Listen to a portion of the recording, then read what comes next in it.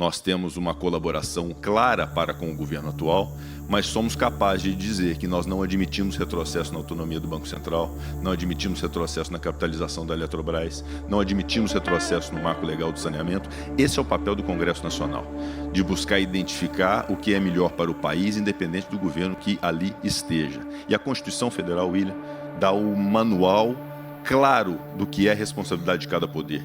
A Constituição Federal, que foi concebida pelo Poder Legislativo, porque é o poder legitimado pelo voto popular de 594 parlamentares, é o caminho para nós identificarmos que ali, como primeira instituição reconhecida, é o Poder Legislativo, com a sua existência, a sua organização e suas atribuições, e igualmente o Executivo e o Judiciário. A Constituição define o papel de cada qual. E há uma diferença muito clara entre Executivo, Legislativo e Judiciário que eu gostaria de destacar, que embora o Executivo também decorra da vontade popular da eleição de um presidente e de um vice-presidente, a formação do Poder Executivo se dá por ato do presidente, que escolhe os seus ministros, suas equipes, suas estatais.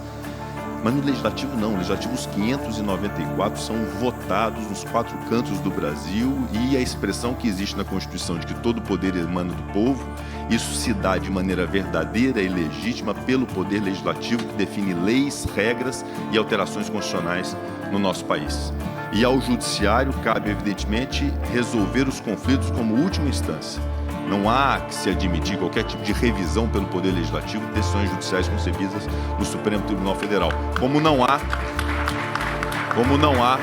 a mínima possibilidade de se permitir ao Supremo Tribunal Federal ou qualquer instância judiciária que formate as regras e as leis do país, porque isso cabe legitimamente ao Poder Legislativo brasileiro. Então, a Constituição nos dá o caminho exato do que precisa ser feito para que o Brasil encontre aquilo que é o mantra e dogma de uma Constituição, que é a separação dos poderes, que devem conviver de maneira harmoniosa, com uma relação de diálogo entre os poderes, mas um reconhecendo o seu próprio papel, sem invadir o papel do outro. Essa é a receita mais perfeita para que a união e a pacificação se façam presentes no Brasil para o enfrentamento das crises verdadeiras. Definitivamente, nós não podemos nos permitir, nesse momento, criar qualquer tipo de crise falsa ou de crise desnecessária entre os poderes, e tudo quanto eu puder fazer como presidente do Senado para poder garantir que não haja nenhum tipo de aresta entre os poderes, eu farei, porque eu tenho responsabilidade com o país. Inclusive, quando necessário for, de me recolher e deixar de me pronunciar para evitar polêmica. Mas nós não podemos deixar de afirmar aquilo que a Constituição nos impõe, aos meus colegas senadores, que é o Congresso Nacional o dever de zelar pela atividade legislativa, porque isso exclusivamente nos cabe por uma razão simples. Nós somos votados e eleitos pelo povo brasileiro.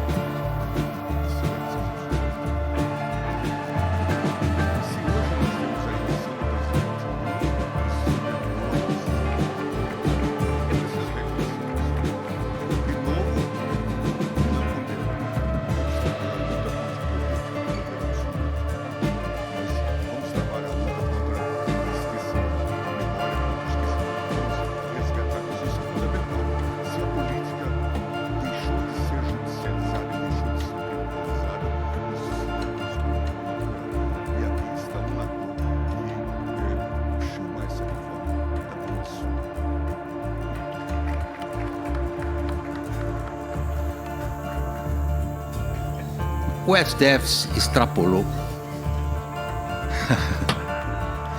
Bom, eu vou me valer das palavras do ministro Barroso.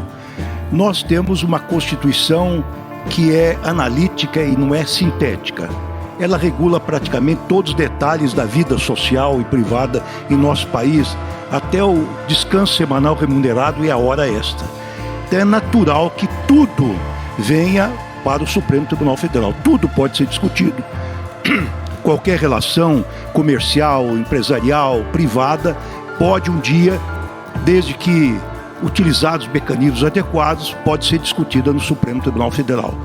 Eu acho que nós temos um sistema de freios e contrapesos bastante engenhoso, bastante funcional, que foi criado pela nossa Constituição Cidadã de 1988, que é um grande marco regulatório, não canso de dizer isso. Quer dizer, essa Constituição permitiu que nós enfrentássemos várias crises políticas, como os 2 impeachment do presidente Collor, da presidente Dilma, esse último ataque às instituições, a invasão dos prédios, da sede dos 3 poderes de 8 de janeiro, crises econômicas como a crise mundial de 2008, do subprime, a crise da pandemia com o aumento do preço das commodities e do petróleo. Nós temos instituições sólidas e também um sistema de checks and balances muito eficientes. Eu acho que há momentos na história em que alguns poderes eventualmente extrapolam certos limites, ora o executivo, ora o legislativo, e talvez neste momento, no momento de vácuo de poder, quando se viu uma paralisia dos demais poderes, como por exemplo na pandemia, em que o Poder Judiciário, mais especificamente o Supremo Tribunal Federal, teve que dar um passo além, quase que formulando políticas públicas do ponto de vista sanitário.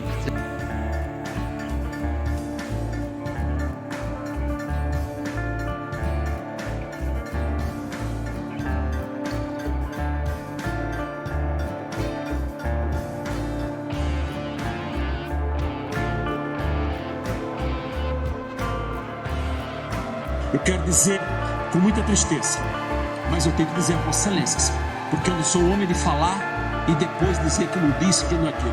Nessas bancadas aqui, nesses 2 lados, senhores ministros, estão as pessoas mais odiadas desse país. Infelizmente, quantas fotos eu tenho com o ministro dessa corte? Muitas, muitas. Não vi no enterro, no velório de segunda pertence, pessoa que eu amava muito, para não dizer que eu estava afrontando essa corte. Mas Vossa Excelência tem que ter a consciência que Vossa Excelência são pessoas odiadas desse país. Essa é uma realidade que Vossa Excelência tem que saber.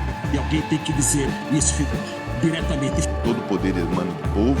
Isso se dá de maneira verdadeira e legítima pelo Poder Legislativo, que define leis, regras e alterações constitucionais no nosso país.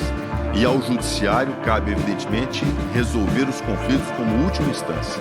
Não há que se admitir qualquer tipo de revisão pelo Poder Legislativo de decisões judiciais concebidas no Supremo Tribunal Federal. Como não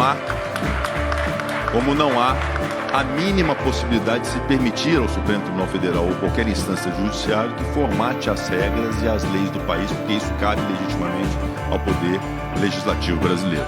Então, a Constituição nos dá o caminho exato do que precisa ser feito para que o Brasil encontre aquilo que é o mantra e dogma de uma Constituição, que é a separação dos poderes, que devem conviver de maneira harmoniosa, com uma relação de diálogo entre os poderes, mas um reconhecendo o seu próprio papel, sem invadir o papel do outro.